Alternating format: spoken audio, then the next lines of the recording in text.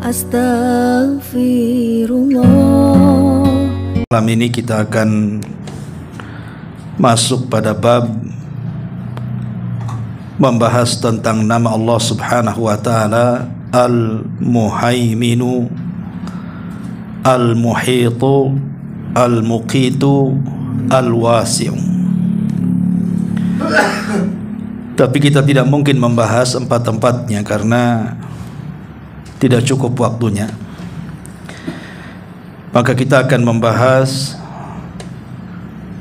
dua nama Allah Subhanahu wa taala, Al-Muhaiminu dan Al-Muhit.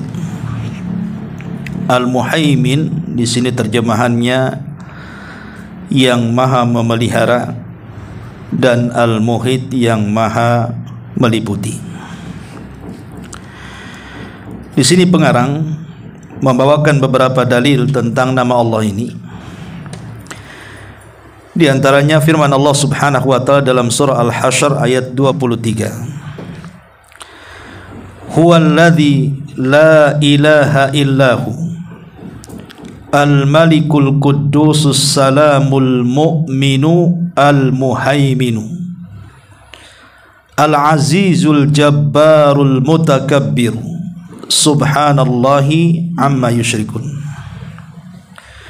Dialah Allah yang tidak ada ilah yang berhak disembah kecuali Dia, Raja yang maha suci, yang maha sejahtera, yang maha mengkaruniakan keamanan, dan yang maha memelihara. Al-Muhaimin, yang maha perkasa, Al-Aziz, yang maha kuasa, Al-Jabbar, yang maha memiliki keagungan, Al-Mutakabbir. Maha suci Allah dari apa yang mereka persekutukan. Al-Hasyr 23. Dalam ayat ini Allah Subhanahu wa taala menyebut kalimat Al-Muhaimin. Apa itu Al-Muhaimin? Ma'asyiral muslimin wal muslimat rahimani wa rahimakumullah. Para ulama ketika memberikan definisi kalimat Al-Muhaimin, di sini kata pengarang, makna Al-Muhaimin adalah yang mengetahui rahasia-rahasia segala perkara dan yang disembunyikan oleh dada, yang ilmunya meliputi segala sesuatu, yang menyaksikan amal perbuatan makhluk, mengawasi mereka dalam berbicara dan berbuat, tidak ada yang tersembunyi sedikit pun dari perbuatan mereka atau di atas langit. Jadi kalimat Al-Muhaimin ini cukup luas ya. Dan para ulama mengatakan bahwa Al-Muhaimin ini secara makna memiliki kandungan 5 makna. Yang pertama, Al-Muhaimin adalah Ar-Raqibus Syahid. Dia adalah zat yang maha mengawasi dan menyaksikan. Maknanya ya'lamu sirra wa akhfa. Dia zat yang mengetahui as-sir yang tersembunyi, wa akhfa ataupun yang lebih tersembunyi lagi. Jadi kalau yang tersembunyi saja Allah tahu, bagaimana pula yang tampak. Ini yang pertama. Yang kedua, mana Al-Muhaimin adalah Al-Alimu bikulli syai. Dia yang mengetahui segala sesuatu. Selain dia yang maha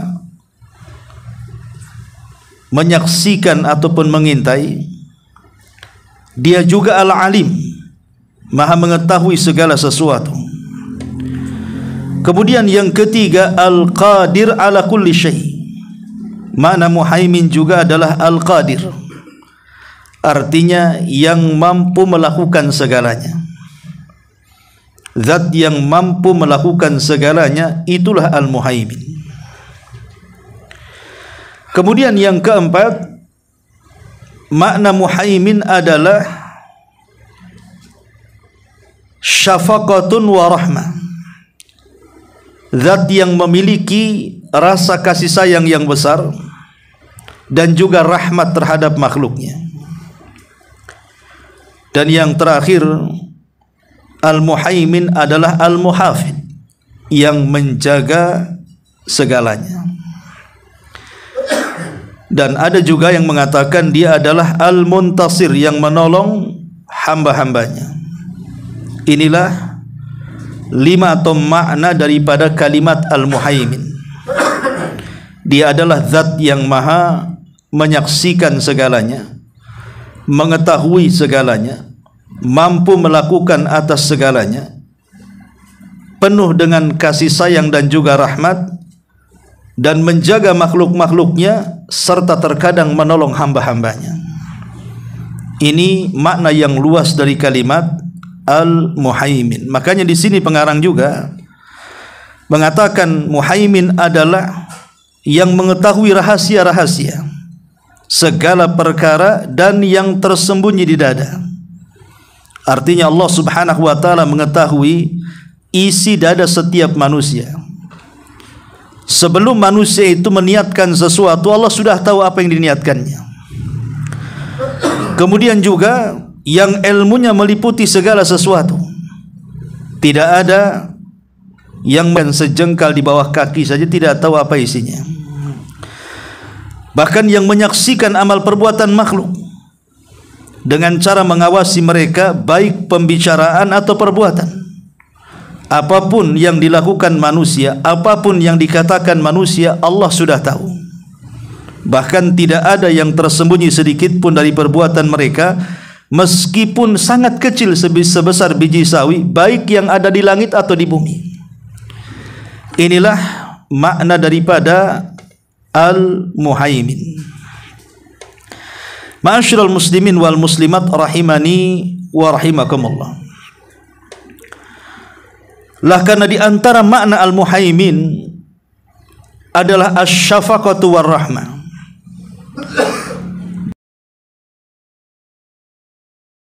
Disayang dan juga penuh dengan rahmat kepada hambanya. Makanya Allah Subhanahu wa taala itu sangat baik bagi hamba-hambanya. Di sana ada kalimat Rahman dan di sana ada kalimat Rahim. Dan dua-duanya mengandung rahmat. Cuman bedanya kalau Rahman itu kan umum, mukmin dan kafir dapat.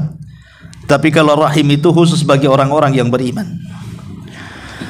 Lah para ulama ketika mencontohkan tentang atau pengaruh daripada kalimat Muhaimin ini, Nabi SAW pernah mencontohkan dalam satu riwayat dari Umar bin Khattab radhiyallahu an, ketika Nabi SAW sampai di sebuah tempat yang isinya penuh dengan tawanan. Maka dari sekian tawanan itu ada seorang wanita yang ketika itu dia sedang menyusui anaknya. Tiba-tiba anaknya menghilang, entah siapa yang mengambilnya. Tentu dari sekian orang yang banyak berkumpul di situ, tidak tahu siapa yang mengambilnya. Tapi yang namanya orang tua, apalagi ibu terhadap bayinya, maka dia akan sedih karena kehilangan bayinya. Maka dia pun mencari ke sana kemari, tapi tidak ketemu. Sampai ketika sudah putus asa, si ibu ini mencari bayinya. Entah kenapa tiba-tiba kemudian bayinya ada di hadapannya. Maka kemudian dia pun memeluknya, menciumnya, dan mencurahkan rasa kasih sayangnya. Lah Nabi SAW menyaksikan itu. Kemudian Nabi SAW, mana kalau seandainya kalian membuat pembakaran dari kayu, kemudian bakar, ambil bayi itu dari ibu itu, masukkan ke dalam api. Maka para sahabat mengatakan, tentu ibu itu tidak akan rela. Hilang saja, sangat luar biasa kerinduannya. Macam mana pula bayi itu akan dibakar? Maka Nabi SAW mengatakan, sesungguhnya Allah lebih kasih sayang kepada kita melebihi ibu itu dengan anaknya. Sesungguhnya kasih sayang Allah kepada kita itu jauh lebih sayang dibandingkan ibu itu kepada anaknya. Lah di sini ada kalimat Allah lebih sayang kepada hambanya. Dan di antara makna daripada muhaimin adalah Allah mencurahkan kasih sayang kepada hamba-hambanya dengan menjaga hambanya, menolong hambanya, mengawasi hambanya, bahkan bisa berbuat terhadap hambanya. Dan itu dilakukan karena kasih sayang Allah subhanahu wa ta'ala. Ma'asyiral muslimin yang dimuliakan Allah azza wa jalla, telah mengkisahkan tentang kisah Nabi Musa. Nabi Musa alaihi salatu wassalam, ketika Nabi Musa alaihi salatu wassalam masih kecil, ketika itu kita tahu bahwa Nabi Musa alaihi salatu wassalam diletakkan oleh ibundanya di sebuah kotak yang disebut dengan tabut. Lah kotak itu kemudian diletakkan di sungai Nil dengan cara diikat dengan tali. Jadi waktunya lapar ditarik, disusui, kemudian sudah kenyang diletakkan kembali. Sampai pada waktunya, akhirnya kemudian Allah takdirkan talinya lepas. Kemudian kotak itu hanyut. Hanyut kemana? Sampai ke istana Fir'aun. Akhirnya dipungut oleh istri Fir'aun, namanya Asiyah bintu Muzahim. Ketika dibuka, rupanya seorang bayi yang sangat tampan, lucu, dan Allah langsung kemudian ditanamkan kepada hati si Asiyah bintu Muzahim ini perasaan sayang kepada bayi itu. Coba kalau seandainya bayi itu tidak di tangan oleh Asiyah bintu Muzahim, langsung di tangan Fir'aun, tentu akan dibunuh. Karena bagaimanapun Fir'aun sudah mengeluarkan dekret kerajaan kan gitu, bahwa siapapun ada bayi laki-laki dan itu dari turunan Bani Israel, bantai. Tetapi Allah subhanahu wa ta'ala melindungi Nabi Musa, dan Allah tanamkan kasih sayang secara otomatis kepada istri Fir'aun ini sehingga melindungi Nabi Musa. Siapa yang menanamkan kasih sayang kepada istri Fir'aun ini sehingga akhirnya Nabi Musa terselamatkan dari pembunuhan Fir'aun ini? Tidak lain dan bukan karena Allah adalah Al-Muhaimin. Segala perbuatannya dipenuhi dengan rahmat dan kasih sayang. Ini juga di antara contohnya, atau contoh yang lain dalam Quran. Ketika Nabiullah Ibrahim alaihi salatu wassalam diponis untuk dihukum bakar dan hendak dilempar ke dalam api, maka Allah subhanahu wa ta'ala menunjukkan sifat muhaiminnya. Dengan cara apa? Menurunkan kasih sayang kepada Ibrahim alaihi salatu wassalam dengan memerintahkan api itu supaya dingin dan menyelamatkan Nabi Ibrahim. Dan Allah katakan, "Qul ya naru kuni bardan wa salaman ala Ibrahim." Katakan, wahai api, jadilah kalian dingin dan selamatkan Nabi Ibrahim alaihi salatu wassalam. Maka dengan kasih sayang Allah azza wa jal, Allah pun jaga Nabi Ibrahim, Allah pun tolong Nabi Ibrahim, dan Allah terus mengawasi Nabi Ibrahim. Itulah karena Allah memiliki sifat Al-Muhaimin. Ya.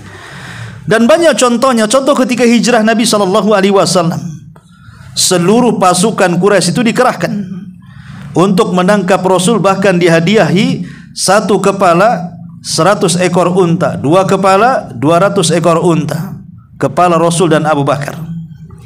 Tapi Allah subhanahu wa ta'ala zat yang maha muhaimin, yang maha memelihara, yang maha menjaga dan menolong, penuh dengan sayang dan kasih kepada nabinya.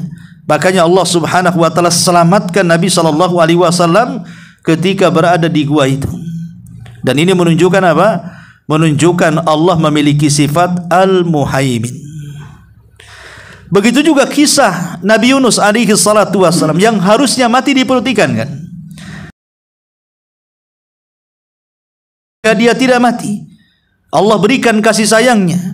Akhirnya dia pun tetap hidup walaupun di atas 3 kegelapan. Gelap dalam perut ikan, gelap di dasar lautan, atau gelap di tengah malam, tapi Allah pelihara karena Allah adalah Al-Muhaimin. Akhirnya Yunus pun diselamatkan oleh Allah subhanahu wa ta'ala dengan cara dilemparkan ke daratan. Lah ini contoh-contoh kisah-kisah bahwa Allah subhanahu wa ta'ala itu Al-Muhaimin, zat yang maha memelihara hamba-hambanya. Ma'asyiral muslimin yang dimuliakan Allah Azza wa Jalla, tadi sudah saya jelaskan secara singkat apa itu muhaimin. Dia adalah zat yang menyaksikan hamba-hambanya, zat yang mengetahui tentang kondisi hamba-hambanya, zat yang mampu melakukan apapun terhadap hamba-hambanya. Bahkan dia pun zat yang menjaga, yang menolong, bahkan yang menurunkan kasih sayangnya. Lalu apa pengaruh daripada nama-nama Allah ini? Apa pengaruh kita beriman kepada Al-Muhaimin ini? Ini yang penting, yang sering saya katakan, kalau kita mempelajari nama-nama Allah Subhanahu wa taala, yang terpenting adalah mengetahui pengaruhnya, supaya kita bukan hanya sekedar menghafalnya. Kalau hanya sekedar menghafal nama Allah, anak TK pun Asmaul Husna hafal, bahkan antum tidak hafal, mungkin mereka hafal jadi lagu. Tetapi kan bukan itu. Kalimat kata Nabi SAW, wa man ahsaha dakhalal jannah. Siapa yang bisa menghafal 99 nama Allah akan masuk surga. Ulama mengatakan yang dimaksud ahsa di sini bukan hanya menghafal, tetapi mengetahui isi kandungan, pengaruh, dan berusaha untuk mengamalkannya. Lalu apa pengaruhnya? Ma'asyiral muslimin yang dimuliakan Allah Subhanahu wa taala. Pengaruh keimanan yang pertama, dengan meyakini bahwa Allah itu memiliki nama Al-Muhaimin. Pertama, istihdharu ma'iyatillahi azza wa jalla. Tertanam pada diri kita kebersamaan Allah Subhanahu wa taala wa muraqabatihi, dan merasa diawasi oleh Allah Subhanahu wa taala. Jadi ketika kita ini mengenal apa itu Al-Muhaimin, bahwa di antara Al-Muhaimin ini Allah mengawasi, Allah mengetahui, berarti kita sebagai hambanya harus merasa diawasi Allah, karena Allah zat yang terus mengawasi kita, baik dalam perkara yang tampak ataupun yang tersembunyi, baik yang ada di luar badan bahkan di dalam hati, sehingga timbullah perasaan merasa diawasi oleh Allah dan ini yang pertama. Yang kedua, di antara pengaruh nama Allah Al-Muhaimin, zat yang memelihara ini, tumbuh at-tawakkul 'ala Allah was-thiqatu fihi wahda. Timbul perasaan tawakal, menggantungkan hati hanya kepada Allah Subhanahu wa taala, dan yakin dengan keberadaan Allah Subhanahu wa taala dan apa yang Allah akan berikan kepada apa yang kita minta kepadanya. Kita harus yakin. Kenapa kita harus yakin? Karena Allah mengetahui segalanya. Apa yang kita hajatkan Allah sudah tahu. Bahkan belum lagi kita hajatkan Allah sudah tahu. Bahkan kalau seandainya orang hendak berdoa, belum lagi mengangkat kedua tangan, terkadang Allah sudah kabulkan. Contoh umpamanya, ketika di zaman Nabi Sulaiman kalau tidak salah, terjadi paceklik hebat. Maka Nabi Sulaiman alaihi salatu wasallam membawa pasukannya untuk melaksanakan istisqa, salat meminta hujan. Tiba-tiba kemudian di tengah jalan Nabi Sulaiman melihat semut-semut sedang mengangkat kedua tangan mereka ke langit dan sama-sama minta hujan. Tiba-tiba Nabi Sulaiman alaihi salatu wasallam mengatakan kepada pasukannya, aku melihat semut-semut itu sedang meminta hujan kepada Allah. Selang beberapa waktu, tiba-tiba betul-betul turun hujan. Padahal Nabi Sulaiman dengan pasukannya belum salat istisqa, tetapi Allah sudah turunkan hujan kan. Ini menunjukkan terkadang apa yang kita hajatkan sebelum kita minta, Allah sudah kabulkan. Karena Allah itu zat yang maha muhaimin.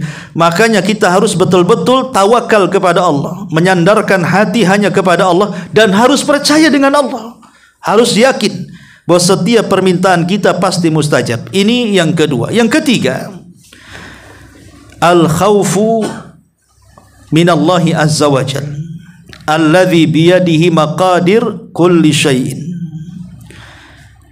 Tertanam perasaan takut. Takut kepada Allah Subhanahu wa taala yang di tangannya ada takdir-takdir atas segala sesuatu.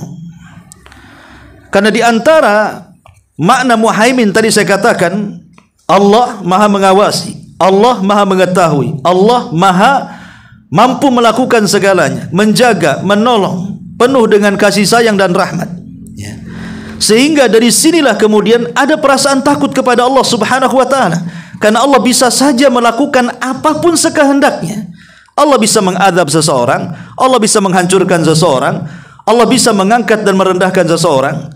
Bisa saja dengan kemampuan Allah Subhanahu wa taala, zat yang maha kuat. Maka dari situlah tertanam sifat takut bagi kita. Takut kalau seandainya kita dihancurkan Allah, takut kalau seandainya kemudian dicelakakan Allah, dan begitu seterusnya. Maka dari sifat Al-Muhaimin tumbuhlah perasaan takut kepada kita. Ini yang ketiga. Kemudian yang keempat, istisy'aru al-'azamatil ilahiyyati. Tumbuh perasaan pengagungan kepada Allah Subhanahu wa taala. Karena di antara makna daripada Al-Muhaimin ini, mana di antara Al-Muhaimin ini, kenapa kita harus menumbuhkan sifat Al-'Azamah, pengagungan kepada Allah Subhanahu wa taala? Karena Allah Subhanahu wa taala sekali lagi bisa melakukan apapun yang dikehendakinya.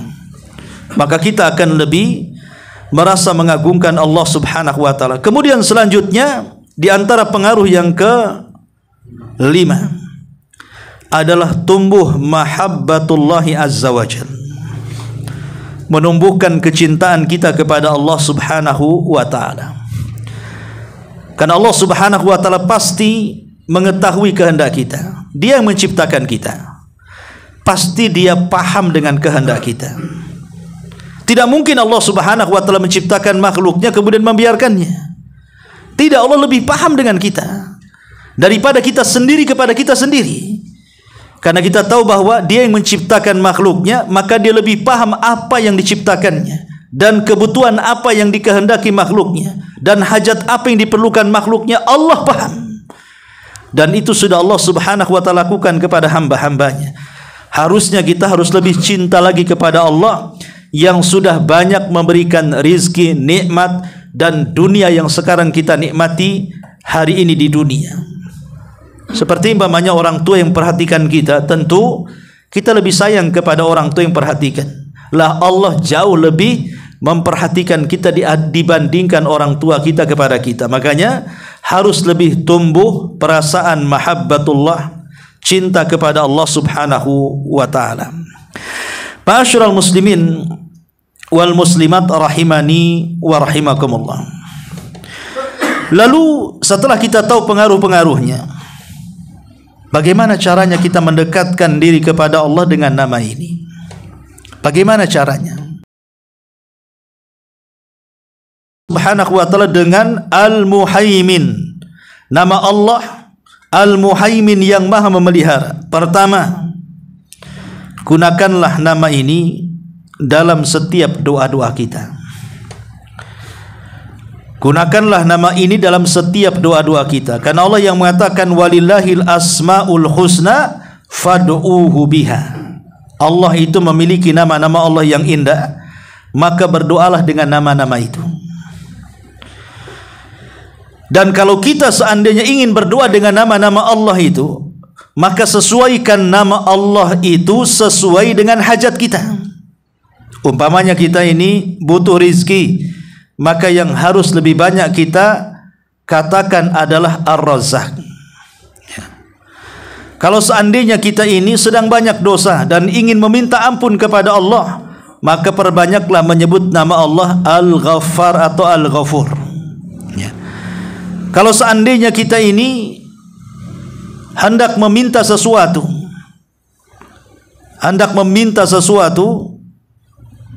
dan kita hendak menggantungkan sesuatu di mana tidak ada yang sanggup mengabulkan kecuali Allah Subhanahu wa taala, maka perbanyak kalimat As-Samad. Ya, karena bagaimanapun As-Samad itu adalah zat yang segala sesuatu bergantung kepada Allah Subhanahu wa taala, termasuk Al-Muhaimin di sini. Termasuk Al-Muhaimin di sini adalah zat yang maha memelihara.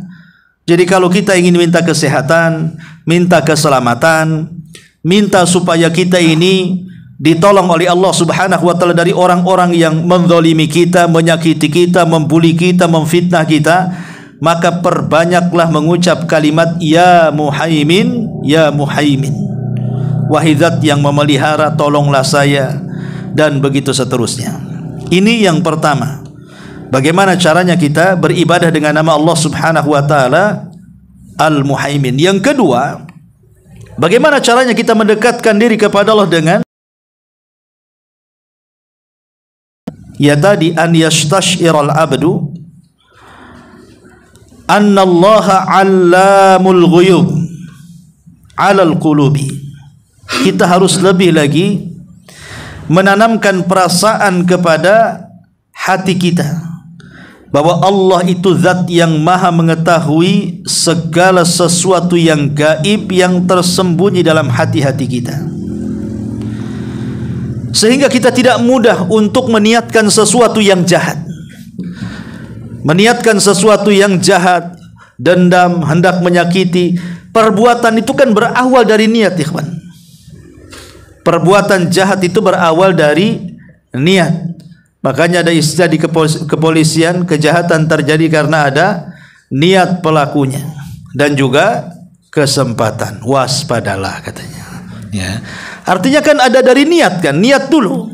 Lah kalau orang menanamkan kalimat Al-Muhaimin, maka dia tidak mungkin kemudian jangankan lagi perbuatannya melakukan kejahatan, niat berbuat jahat pun tidak. Karena dia yakin Allah itu Allamul Ghuyub. Dia mengetahui segala yang tersembunyi, baik di langit ataupun disembunyi, baik besar ataupun kecil, bahkan sebiji sawi sekalipun Allah tahu. Walaupun seandainya manusia tersembunyi dari manusia untuk melakukan kejahatan, tetapi Allah itu tahu apa yang kita lakukan. Ma'asyiral muslimin wal muslimat rahimani wa rahimakumullah. Kemudian juga yang ketiga, an-nastashira ghabatahu fi sirrina wa alaniyatina. Kita harus lebih waspada lagi ketika kita memahami makna Al-Muhaimin, baik dalam kesendirian kita atau saat kita berada di keramaian. Harus lebih hati-hati lagi, baik dalam kata-kata, baik dalam perbuatan, karena pasti Allah Subhanahu wa taala tahu. Dan yang terakhir tentunya an na'tasima bihi wahda wa na'taqida alaihi wahda wa nalja'a wa narkana ilaihi wahda. Kita senantiasa berpegang teguh dengan Allah semata, menyandarkan diri hanya kepada Allah semata, kemudian juga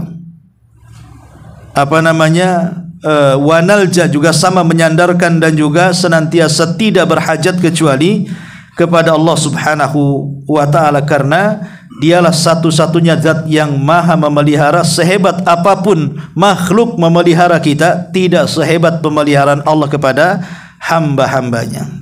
Ini secara global makna daripada kalimat Al-Muhaimin. Kemudian yang kedua, Al-Muhit, zat yang maha meliputi. Di sini Allah Subhanahu wa taala berfirman yang dicantumkan oleh pengarang dalam beberapa ayat. Pertama disebutkan dalam surah An-Nisa ayat 126. Wa kana Allahu bikulli syai'in muhita. Dan adalah pengetahuan Allah maha meliputi sesuatu, segala sesuatu. Kemudian dalam surah Al-Imran ayat 120, innallaha bima ya'maluna muhitun. Sesungguhnya Allah mengetahui segala apa yang mereka kerjakan. Kemudian Allah wallahu muhitum bil kafirin. Dan Allah Subhanahu wa taala meliputi atas orang-orang yang kafir. Kata beliau, ini adalah nama yang menunjukkan akan ilmu, akan kekuasaan, dan akan kekuatan yang meliputi segala sesuatu. Artinya ilmunya Allah meliputi segala sesuatu, kekuasaannya Allah meliputi segala sesuatu, dan kekuatannya Allah meliputi segala sesuatu. Jadi Al-Muhit ada di 3 perkara. Pertama di ilmu, di mana tidak ada yang bisa menjangkau ilmu Allah, karena ilmu Allah itu meliputi segala sesuatu. Kemudian tidak ada yang menjangkau kekuasaan Allah, sekalipun manusia berkuasa, tapi kekuasaan Allah itu meliputi segala sesuatu. Kemudian kekuatan, walaupun di antara makhluk ada yang kuat seperti kaum Ad, kaum Tsamud, tetapi kekuatan Allah jauh di atas segala-galanya, meliputi segala sesuatu. Itulah makna al-muhit, terangkai dari 3 kata: ilmu, kekuasaan, dan kekuatan. Di sini Allah juga berfirman di dalam surah Al-Isra berkenaan dengan ilmu, wa idh qulna laka inna rabbaka ahata binnas. Dan ingatlah ketika kami wahyukan kepadamu, sesungguhnya ilmu Rabbmu meliputi segala manusia. Kemudian juga Allah mengatakan li ta'lamu annallaha ala kulli syai'in qadir wa annallaha qad ahata bi kulli syai'in ilma. Agar kamu mengetahui bahwa Allah Maha Kuasa, dan agar segala sesuatu agar kamu mengetahui bahwasanya Allah Maha Kuasa atas segala sesuatu, dan sesungguhnya Allah ilmunya benar-benar meliputi segala sesuatu. Dan Allah juga katakan di dalam surah Al-Jin, wa ahata bima ladaihim wa ahsa kulla syai'in adada. Ilmunya meliputi apa yang ada pada mereka, dan dia menghitung segala sesuatu satu persatu. Kata pengarang, ilmunya meliputi semua makhluknya, maka tidak ada yang bisa tersembunyi dan terselubung kepadanya. Kekuatannya meliputi semua makhluknya, maka tidak ada yang dapat melemahkannya, baik di bumi maupun di langit.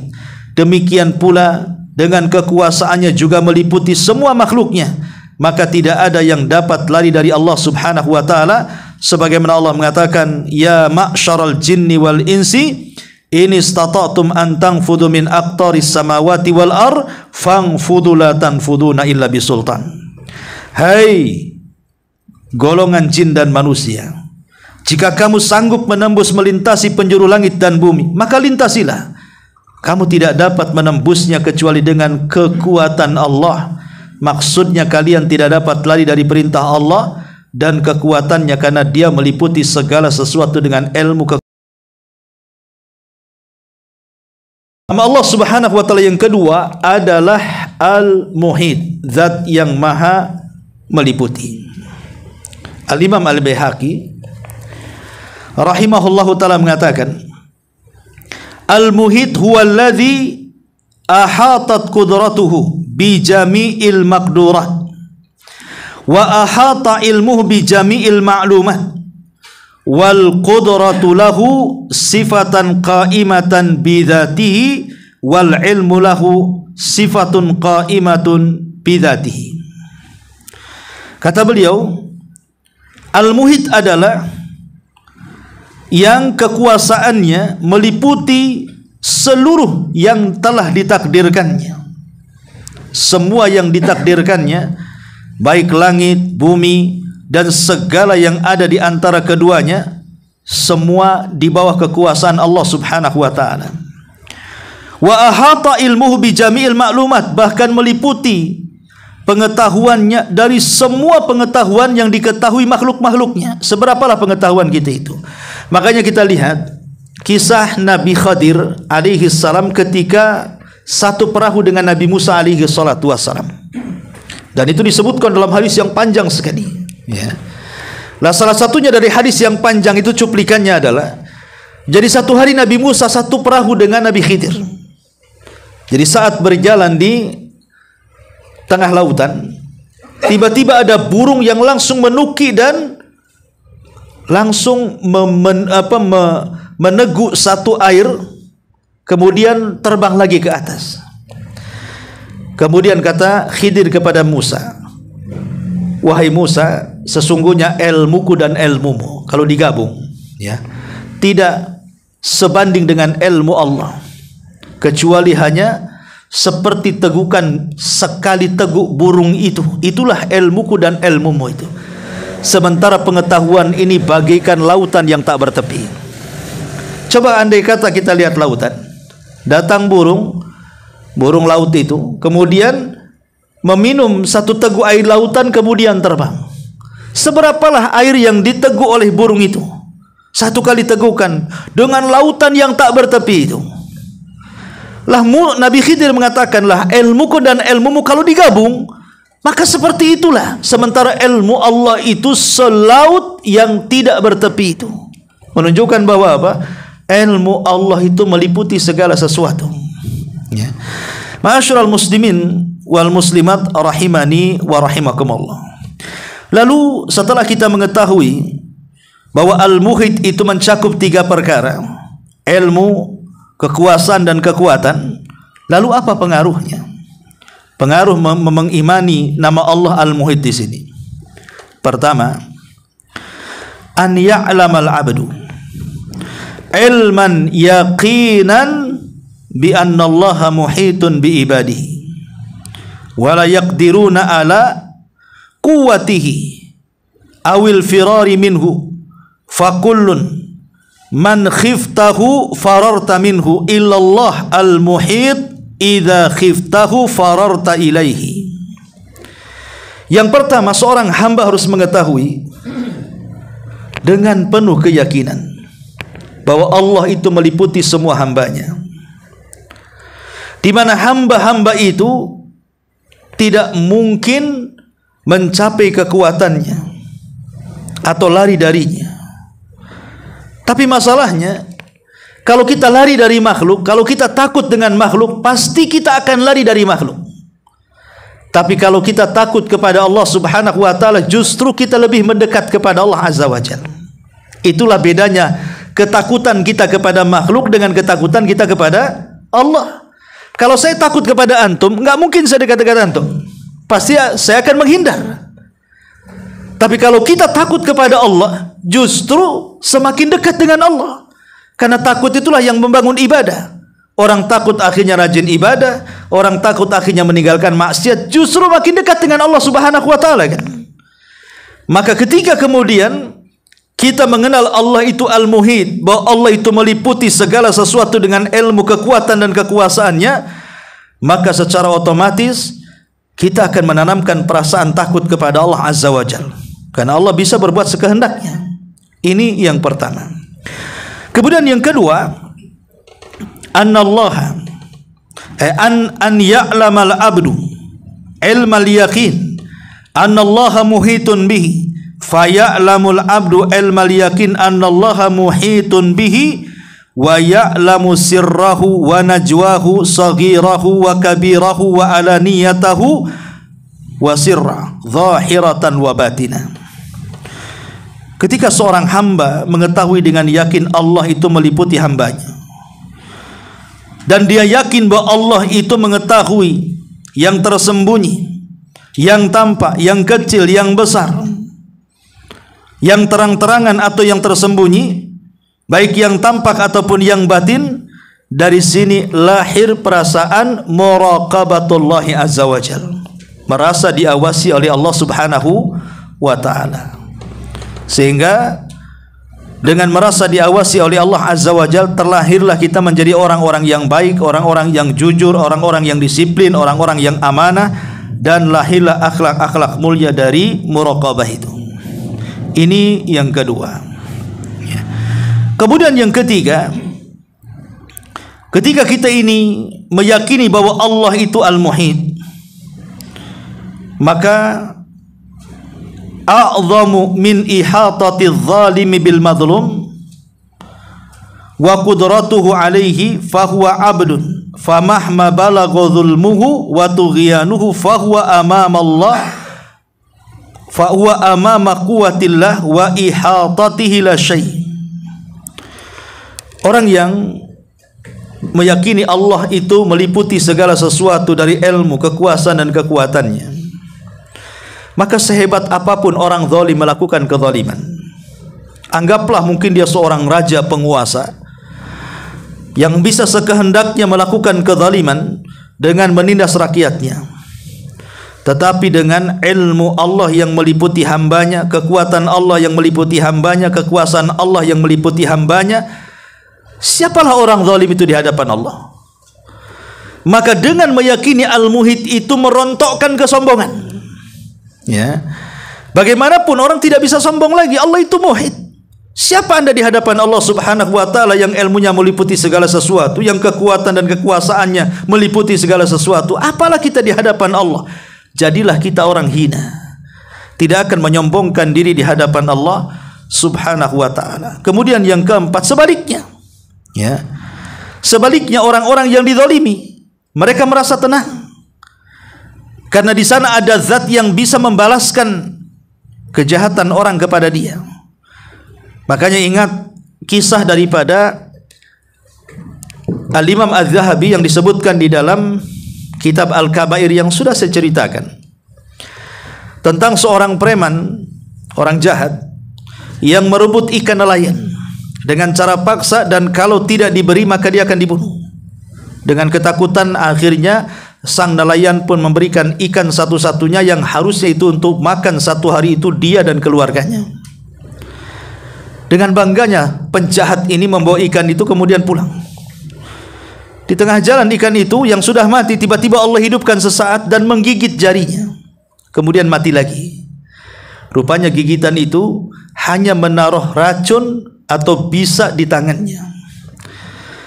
Ketika sampai di rumah dia memasaknya dan memakan dengan lahapnya, seolah-olah dia tidak merasa berdosa dan seolah-olah dia bukan orang zalim. Rupanya tengah malam bisa itu berjalan. Racun itu mulai menyebar. Maka terasalah sakit dan dia menjerit-jerit, dan dia tidak sanggup menahan perasaan sakit yang rasa sakitnya tidak ada yang tahu kecuali Allah Subhanahu wa taala.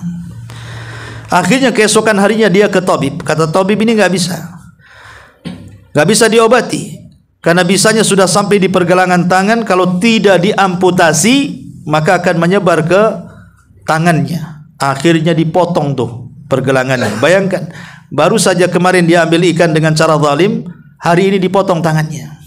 Kekuasaan siapa ini? Allah. Allah bisa membuat orang yang zalim ini bertukuk lutut di antara orang yang dizaliminya. Orang yang dizaliminya hanya kerugian apa? Hanya kerugian satu ikan aja kan? Tapi orang zalim telapak tangannya dipotong, diamputasi. Sampai kisah ini secara singkat akhirnya sang tabib pun ngomong, sebenarnya apa yang kau lakukan? Maka dia bercerita bahwa dia mengalami gigitan ikan dan ikan itu milik orang lain yang aku rampas. Kata sang dokter, karena dia orang saleh, engkau datang kepada pemilik ikan itu kau minta maaf. Sebelum kau datang kepadaku tidak mungkin kau potong tanganmu, katanya. Sekarang carilah orang itu, minta maaf. Akhirnya dia berkeliling-keliling ketemu dengan orang yang punya ikan itu. Setelah ketemu dia pun meminta maaf. Cuman dia mengatakan kepada pemilik ikan ini, saya teringat waktu saya mengambil ikanmu, saya melihat bibirmu bergerak-gerak. Apa yang kau doakan untukku, katanya. Kata dia, aku tidak mendoakan apa-apa.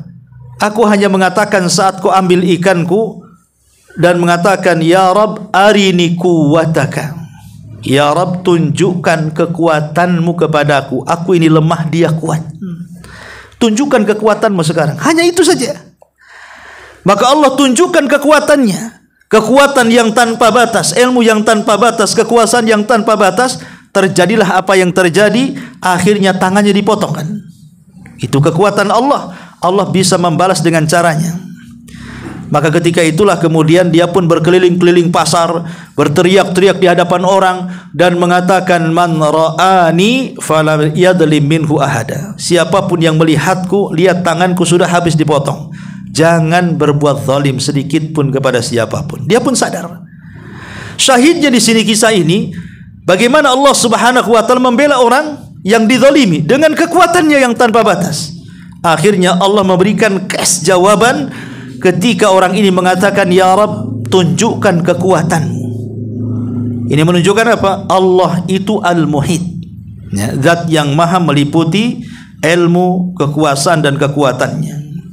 Ini yang ketiga. Yang keempat, ma'asyiral muslimin yang dimuliakan Allah Subhanahu wa taala, min thimariha an tabqa ar-rahatu wal itmi'nanu fi rauhil abdi bi anna Allah muhitun bi kulli ma yahduts fil qawni mimma la yardah wa annahu waqa'a bi ilmihi wa idnihi wa qudratihi wa masyiatihi wa ihatatihi wa ma 'alaiha illa fi'lul asbabil ladzi aujabaha Allahu 'alaihi.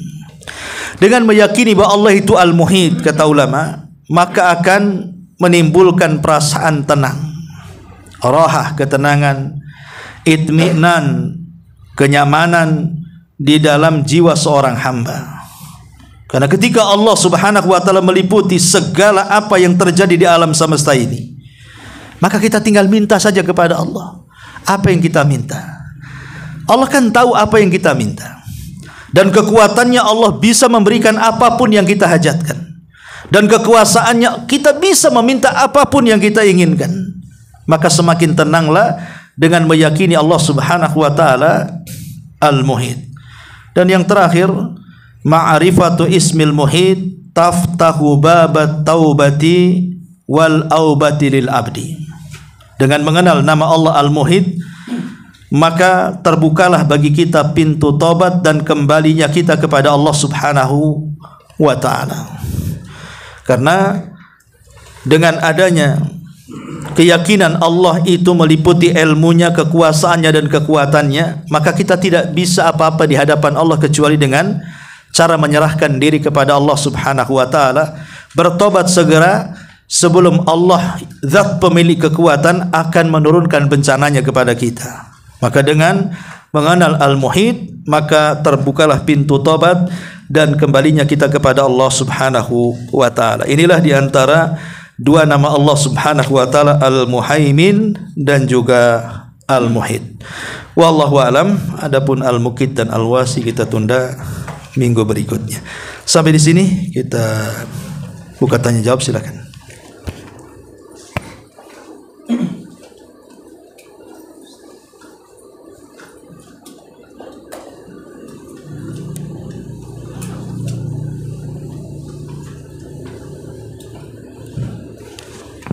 Enggak ada, kita tutup. Subhanallah bihamdika asyhadu an la ilaha illa anta astaghfiruka wa atubu ilaik. Allahu ta'ala. Assalamualaikum warahmatullahi wabarakatuh.